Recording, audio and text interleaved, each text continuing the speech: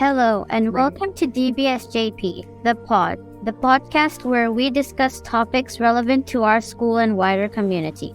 I'm Michelle. And I'm Farida. This month, in honor of April being Autism Awareness Month, we will be focusing on the topic of autism and its impact on the community. Join us as we explore this important issue and learn more about how we can create a more inclusive and understanding environment for everyone. Hi, I'm Sash, and today we are privileged to have with us a very special guest, Emirati artist Abdullah Lutfi, who is on the autism spectrum. Thank you for joining us, Abdullah. Hi. You're welcome. It's great to have you here with us today. Can you tell us a bit about your journey as an artist and how you got into it? Well, as you can see, my mother says that I was drawing before I could talk. I was able to communicate through drawing. Later, when I was in school, I was introduced to the beautiful world of comics. And I was inspired by manga and anime when I was 18 and freshly out of high school. I joined Mawahib, which was an art studio for adults with special needs. It's at Mawahib that I met my mentor, Gulshan Kamarana.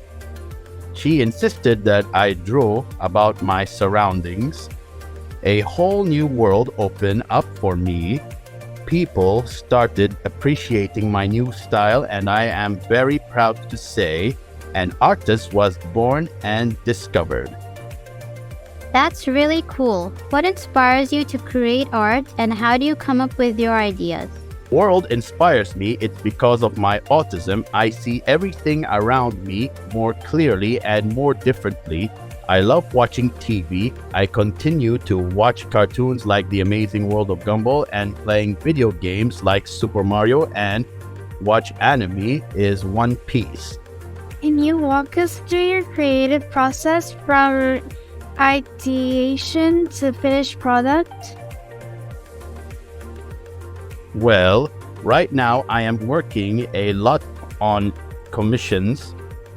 The client contact me through social media, then we have a meeting together. The client informs us about what their needs are. Then they give a detailed brief. I start drawing digitally on my iPad and send it to the client for approval. Once the final approval is done, we put all the images to get on Photoshop and share it with the client. I get really excited to see the final result, which is printed on different merchandise. What challenges have you faced as an artist with autism and how have you overcome them? Anyway, being an autistic savant has many pros and cons, more pros than cons though. I take things too literally and sometimes I miss the social cues. I also get distracted sometimes. Now that I am getting famous, people take me more seriously and are more accepting of me as a person and as an artist. I now ask for assistance if I am confused. How have your experiences with autism influenced your interactions with other people, both in and out of the art world? In the beginning, I used to struggle with interacting with people, but over the years, I have got more confident, and now I feel I am getting better at speaking publicly, and I feel since I believe in myself, the world believes in me. I am accepted in the art world as an artist. How do you balance your personal style and vision as an artist with the needs and expectations of clients or collaborators? People tell me my work is very pure and unique. I don't change my style. The clients come to me because they like my style. So far, I have never had an issue with the clients. Hopefully, stay that way.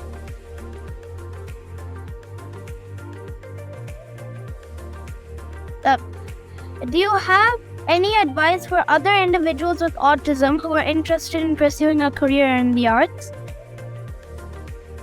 Well, my advice for other individuals with autism who are interested in pursuing a career in the arts is go for it. Practice, practice, practice every single day. Keep drawing, painting, sketching, do whatever makes you happy. Don't hold back. Don't do art for other people to like it.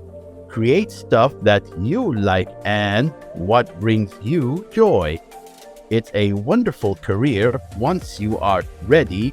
Work it an art mentor and a creative coach. We know that April is Autism Awareness Month. What message do you have for people who don't know much about autism or don't understand it? I feel there is so much awareness about autism that everyone should be aware about autism. My message is please accept us the way we are. We are not interested to try and fit into your world. We would be happy if you try to understand our world. Our brains are wired differently, and that's why we are the way we are. So please don't try and change us. We are truly happy in our world. All you need to do is accept us and respect us. What are some of your future goals or projects, both as an artist and an advocate for autism awareness? Well, my goal is to be world famous. I want people from all over the world to see my art. Whenever and wherever I get an opportunity, I speak about autism. I have been invited by the UAE Embassy to represent the UAE at the Autism Speaks from in Los Angeles. It's a big honor for me to be there to talk about my autism and showcase my art. I have traveled to Washington, D.C. and to Japan to showcase my work. I want to travel to many, many more countries. Thank you, Abdullah, for joining us today and sharing your inspiring story with us. Thank you. You're welcome. If you want to see some of Abdullah's amazing artwork and the work he is doing to promote autism, please take a look at his Instagram, where you can find his handle in the podcast description. Next, we have Nicole, Leela, and Max, who are having a roundtable discussion with some of our student support team on how we support children with autism in our school.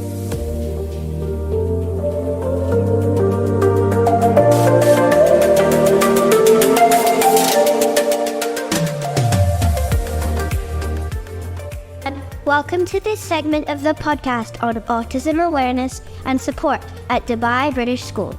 I'm Cleo, and I'm here with Nicole and Leela, as well as our two amazing teachers, Mrs Williams and Miss Davis. Today we'll be talking about how we can better support and promote autism within our school community.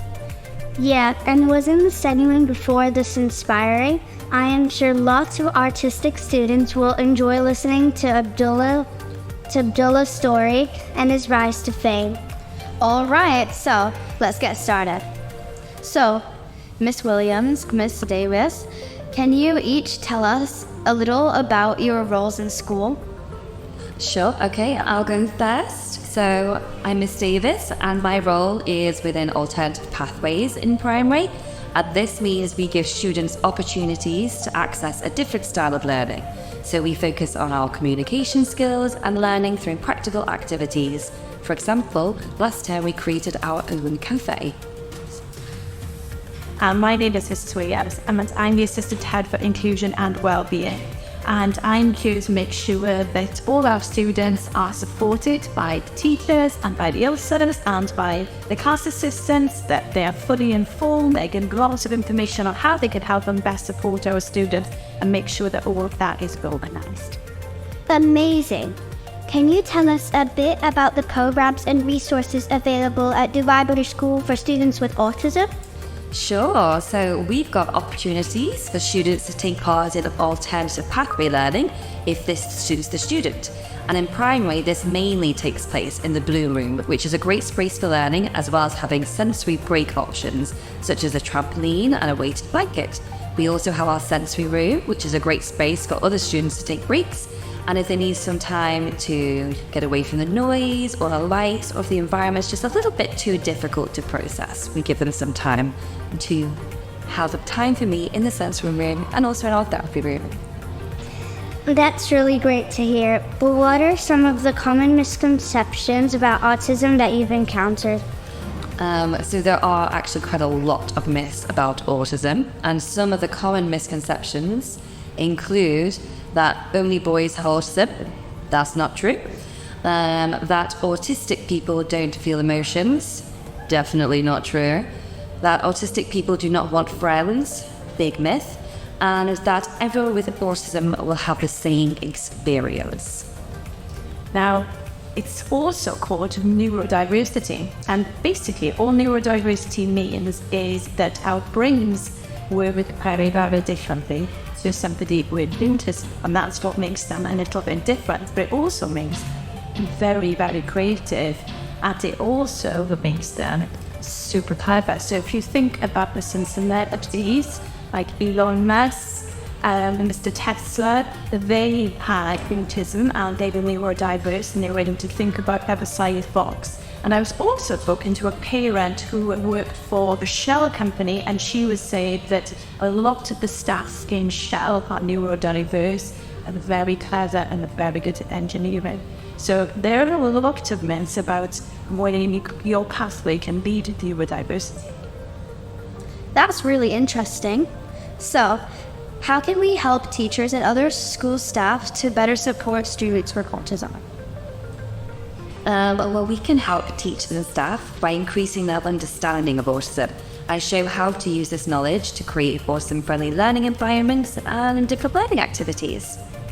So we provide support to the staff across the school, from the class assistants to the ELSAs to class teachers, with some professional development, and give them information about how it may look, because autism looks very, very different for a range of different students. So it's not one kind of box that fits all. So we talk about how we can adapt and how we can change the learning environments to make it fully inclusive for every student.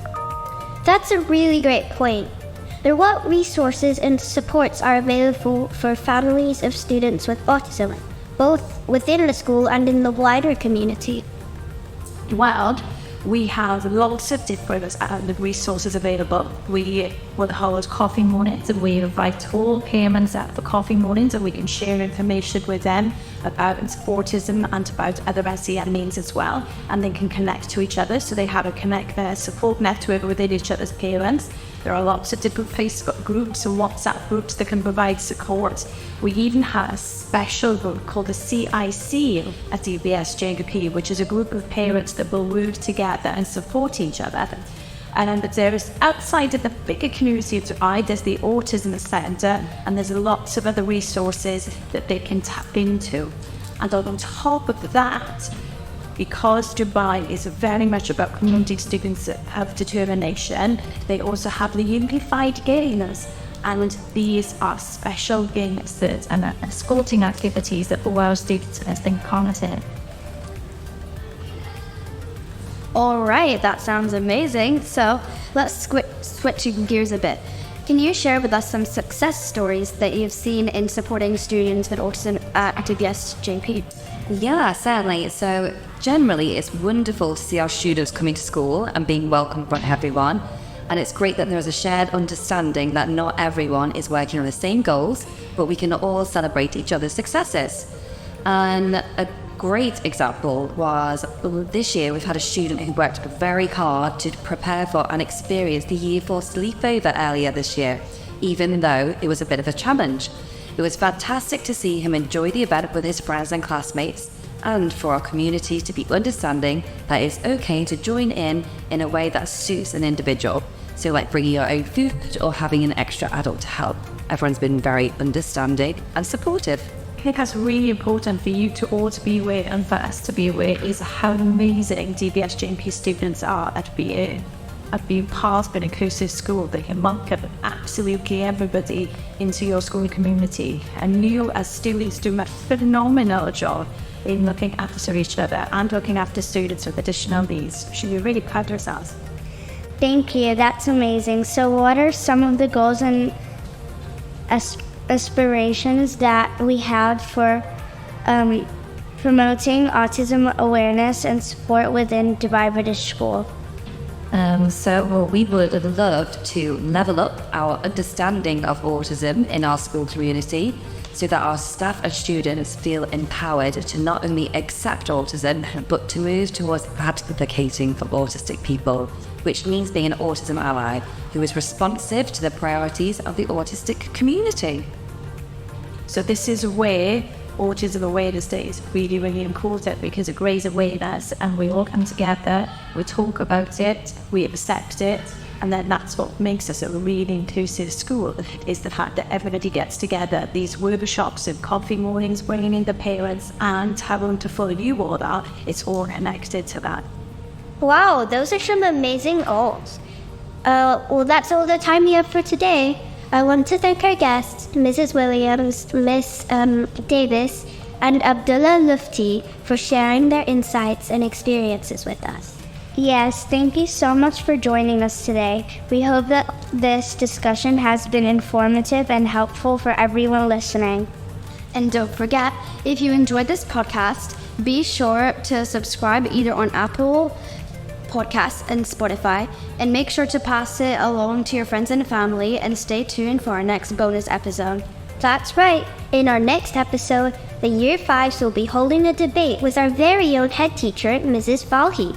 We're excited to hear what they have to say and share it with you all. So thanks again for tuning in, and remember, the pod is all about bringing you the latest news and events happening in our very special school community. So stay tuned, and we'll see you next time. I think